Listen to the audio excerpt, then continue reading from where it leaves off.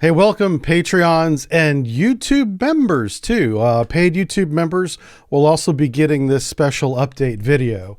The reason why we're doing this is because we haven't been able to finish the current lecture we're working on of a North Korean corvette and a frigate that we're trying to add to our library of subbriefs. I really wanted to get that done by the end of the month.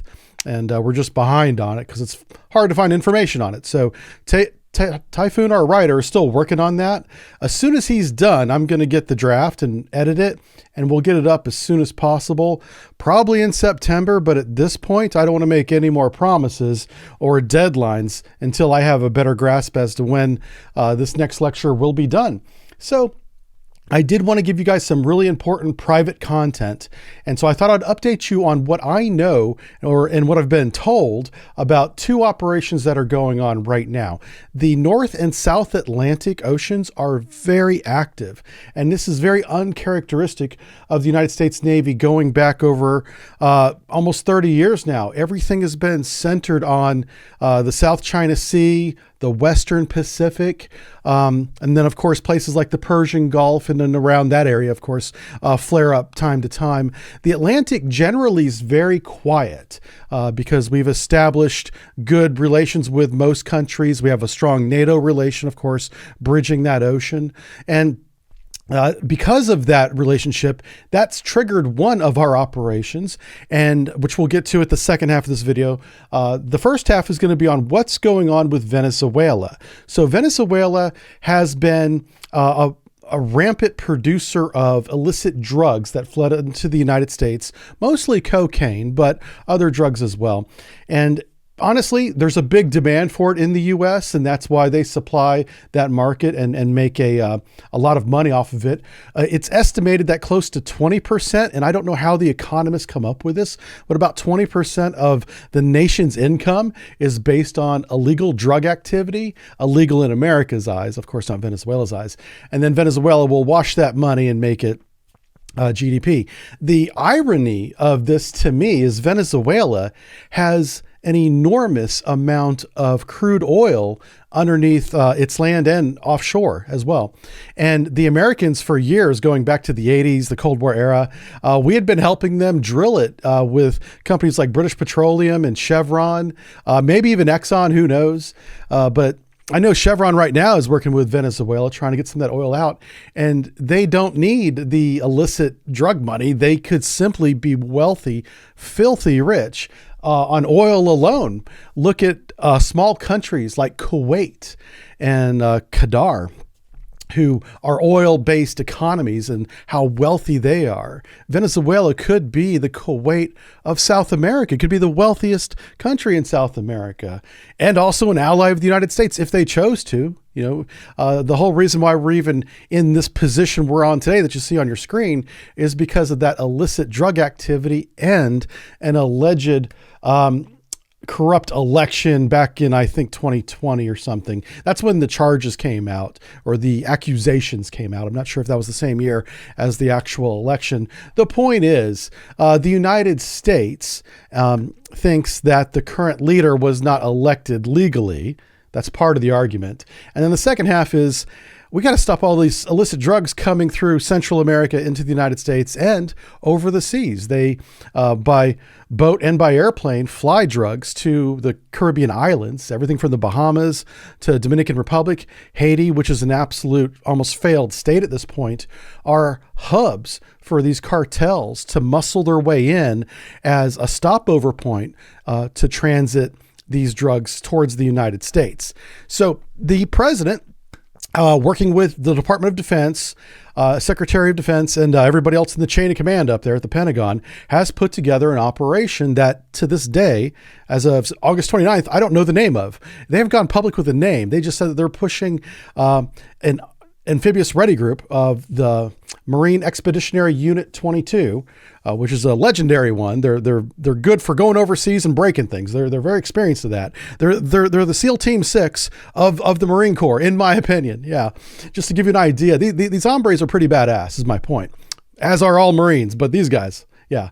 And right now they're loaded up on the Iwo Jima, Okay, we're back. I had to correct myself there, and I'll make sure I edit that part out. It's LHD-7. It's landing helicopter dockable deck, because it has Marines with amphibious units inside the deck itself, and then of course it can take off the Ospreys and the helicopters. I think they still use the Harrier until next year. I think we have one more year left of Harrier operations on board this ship, and I know the Marines have been using the F-35 VTOL for a while now. I would expect there be a mix of those two, Harrier and F-35 VTOL on board LHD-7, the Iwo Jima, at this point. So what do we have in area? This is the big update. It's been public now for about a week that two of the Marine carrying ships, the San Antonio class that you see here on the screen above my head, were on their way down. They were accompanying, or are accompanying, the LHD that's on your screen as well. Of course, they're being escorted by some warships, but already on station. And all these are in position as of this recording too, by the way. They're in this general vicinity, not of course that exact location. We have three of your Arleigh Burke class destroyers already on station. They're not operating together, by the way. These are, there's two at least operating together off to the east, and one is operating with an LCS, Independence class LCS, off to the west. So this is kind of, even though they're all working together, they're not in the same geographical location, so they have lots of coverage around Venezuela. And somewhere in this mix, and we'll never know the exact location, is a Virginia-class submarine. At least one, but probably only one. You wouldn't need more than one, honestly, for this kind of operation. And the big addition is the USS Lake Erie, a Ticonderoga-class cruiser. One of our last ones that's not been decommissioned yet has joined the fight.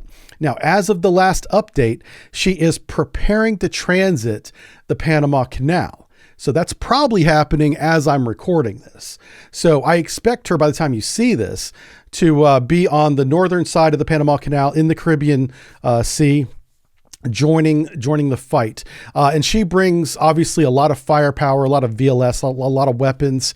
There is no indication so far that there's going to be any land strikes from the U.S. Navy. This is simply, if we're to believe the public announcements coming out of the administration, a anti-drug operation where once the drugs are out over the water, in international airspace and water, then they'll be dealt with however means necessary. Usually it's capturing them. That's typically what we do.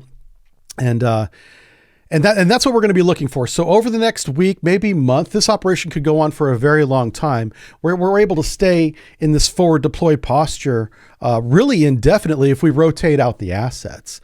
But even with just this, we're good for months. We're good for a very long time. And so I think we're really going to blockade Venezuela from exporting drugs, not necessarily anything else. And I think we're going to see lots of news coverage of that coming up. And if we don't see it, I'll make sure that I make videos about this and put them up on YouTube for everybody to see. Now, there is something no one else is talking about that I want you to pay attention to. This is going to be your leg up on your friends in your conversation. Is for years, continuously, Iran exports oil that has been deemed sanctioned to Venezuela. There's a continuous flow of freighters that go from Iran through the Red Sea, miraculously not being attacked by the Houthis, through the Suez Canal, across the Mediterranean and the Atlantic, and into Venezuela, and then back again. And there is a current shipment of that happening right now. There's at least two ships containing Iranian oil, crude oil, that have somewhere between the Straits of Gibraltar and Venezuela. They're transiting the Atlantic at this moment. So what I'm looking for is, what will Venezuela do whenever those ships enter the exclusive economic zone, which is an area of water that reaches almost as far north as Puerto Rico and as far west as Guyana, just north into the waters there. Whenever those ships that you see on the screen here up in the top corner up there, whenever they get into the EEZ, there would be justification, legal cause for Venezuela to send out its Navy, which is not much, send out a couple of their ships to escort them safely through the American fleet, through the American positions, and into Venezuelan ports. I think that's going to happen. And when that happens, will the Americans allow the sanctioned oil that America has deemed illegal to sell and deliver? Will we stop it? We did stop some deliveries years ago, 2016, 2018. There were some shipments intercepted off the coast of Africa and then again off the coast of Brazil. But it's been almost 10 years since we've done anything like that. Is this the moment we do that again? It's the same president that did it last time. We might do it this time. So I suspect that will happen. And whenever our ships confront Venezuelan ships over an oil delivery, that could go hot. There's a very real possibility that turns into disabling fire on those Venezuelan ships. So we will see what happens with that.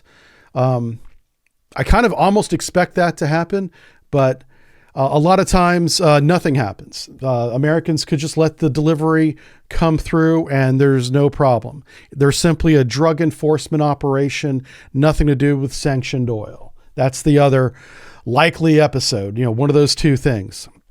We really don't want any shots being fired because that can easily escalate much farther than we expect, because Venezuela does have allies in Iran and some connections to China and by proxy Russia inside that BRICS network.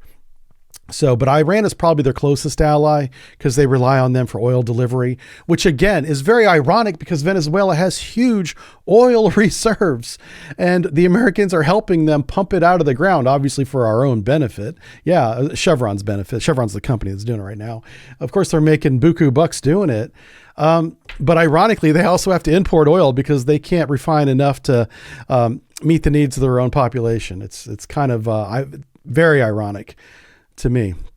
So now there's a little bit more to this, and this is what you're going to get out of this that you wouldn't read on, say, Twitter or something, is let's take a step back here. And here we see our relationship with Colombia. Colombia is an ally of the United States. I don't know if they're a military ally, but we have friendly relations with them. We often work together, and I personally have worked with the Colombian Navy in drug ops in the 2000s. And so we have that relationship, that rapport established over decades, where we work closely together with Colombia to stem the tide of drugs coming out of that country. 2 years ago, 2023 and 2024, over the Christmas break and into the winter of 2024, Guyana asked for military assistance from the United States because Venezuela had made public comments saying that they were going to seize areas of the border that were on the Guyanan side for oil, because there's a lot of oil on that borderline right there. And Guyana, who has basically a police force more than a military. They do have a military, but it's not very large or strong by even Venezuelan standards, required assistance. And we've been quietly helping them, obviously, for many years. But since that request, we have been establishing, reconnaissance and forward positioning bases, probably operated by the CIA, which is why I put them on the map here, to help out Guyana. So we have forces to the west of Venezuela with Colombia, to the east of Venezuela with Guyana. And just this week, it was August 22nd, I think it was, we're beginning our UNITAS, our annual training with South America, and Admiral Alvin Halsey, U.S. Southern Command leader, is down in Brazil talking about the dangers of these cartels and other bad actors in South America, and how we should all work together to eliminate that so that we can all have peace, prosperity, and the normal talk after that. So what that does, though, is because we're doing UNITAS, this annual multi-branch exercise with some 19 different nations including some European nations too. This is more than just South America. That's happening right now. And we're bringing Brazil on board and reminding them that, hey, we have this operation going on near Venezuela. We would love your assistance keeping them from running south. That's not necessarily saying Brazil's going to be on board with stopping any drugs that are happening or being produced in Venezuela. No cross-border request or anything like that, but just hold your border while the Americans do the work. And so I believe after that talk, we have Brazil working to cover the southern flank. So Americans to the north, we own the seas outside of Venezuela for sure. We also have unknown number of assets in Guyana, but they're there. We just don't know how many.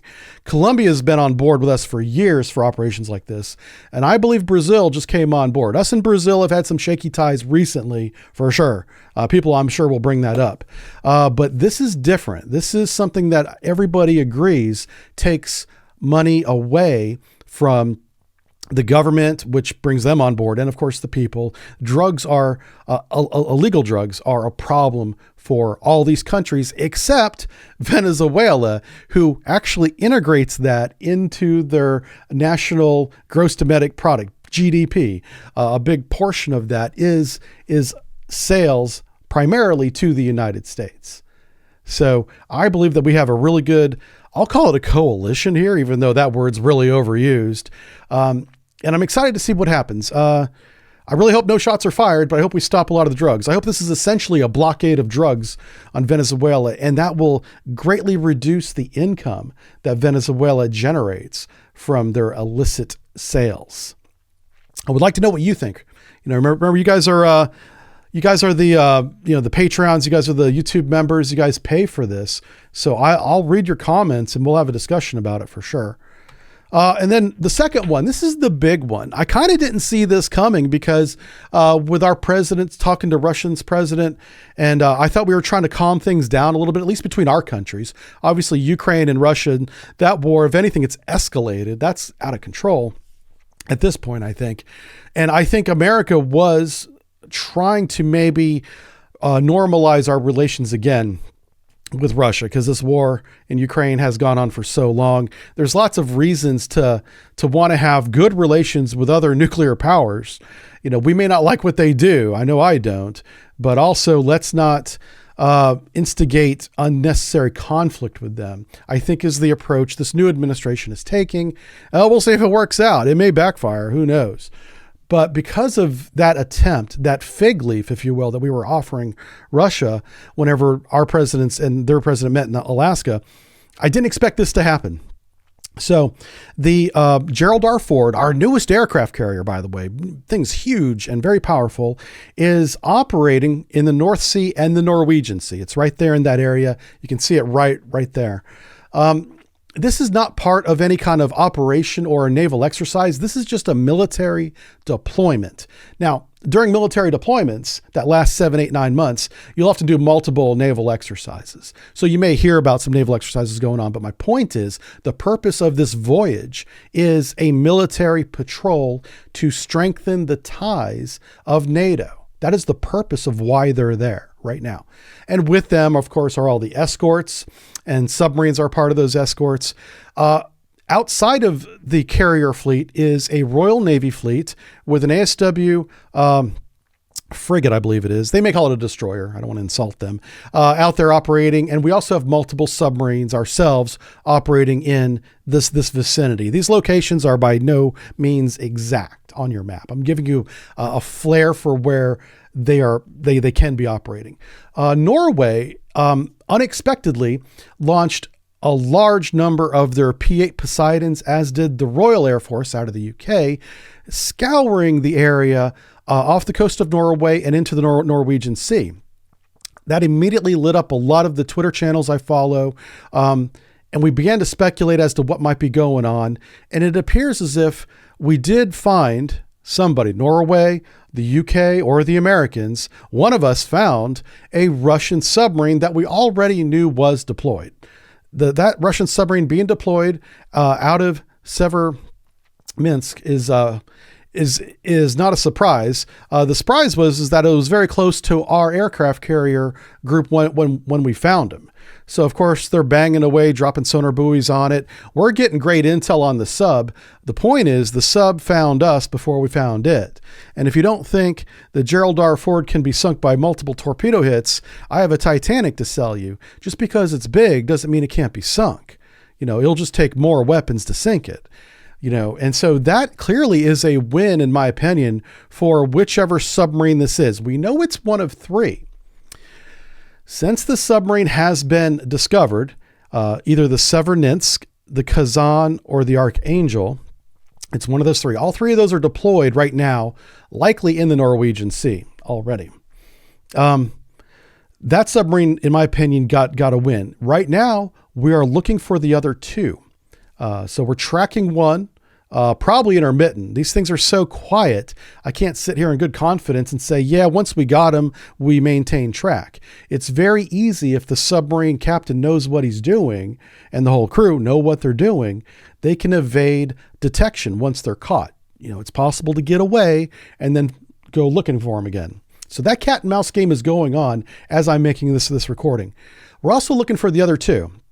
Now, in my opinion and in my experience going back decades, it's likely that at least one of the other ones is in the Norwegian Sea, if not both. But the third one could easily be either in the Barents or up in the Arctic Circle area under the ice. At this time of year, there's almost no ice up there. But up there in the Arctic Circle area.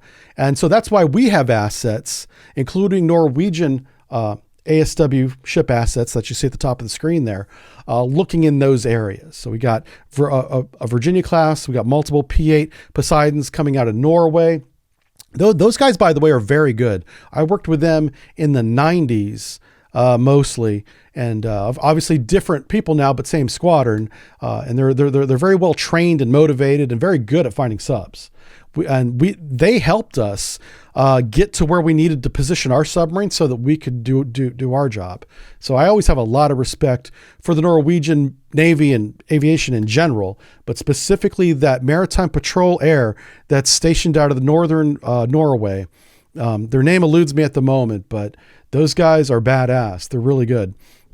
There's also a Norwegian frigate at sea right now up there assisting in localizing these other two submarines. We may never know if we find them all unless the Trump gets on Twitter and wants to brag about it. But there's lots of evidence that we found one. And if we found it, we're tracking it as best we can. And that's providing or gaining a lot of experience and lifetime memories, honestly, for all of our navies and our sailors out there. The next generation of subbrief, whoever that guy is out there tracking these Yasins right now. And one day he may have a YouTube channel. I don't know what he's going to call it. And he'll be telling the story of what's going on right now on those YouTube videos. I'm probably getting in trouble too, but if he's anything like me, he'll do it anyway. He'll do it for the cause, for the sheer love of the game. Yeah, that's what he'll do. So that's what's going on right now. I'm watching both of these events. They're very exciting. Not a lot of public information is being put out against that or out about these things. So as I get updates, I'll make another one for you. And like I said, we're working on the North Korean lecture. We've got at least two more that we're working on. And we're going to try and get a third if we can find enough information about it. Otherwise, we're going to move on to another country. So those lectures are in the pipeline. This is your intel update for the end of August. And once I have something significant to bring to you, I'll bring you guys another one. The next one may be more public to YouTube, but this is a reward for subscribing on YouTube as a member and on Patreon. Thank you guys. I would have to have a real job. I'd have to be working at Walmart if it wasn't for you. So thanks for allowing me to do this. And don't forget, we have a Discord. You guys can come over there and chat with me anytime you want. Plus, we have a lot of knuckleheads over there. They're kind of fun. All right.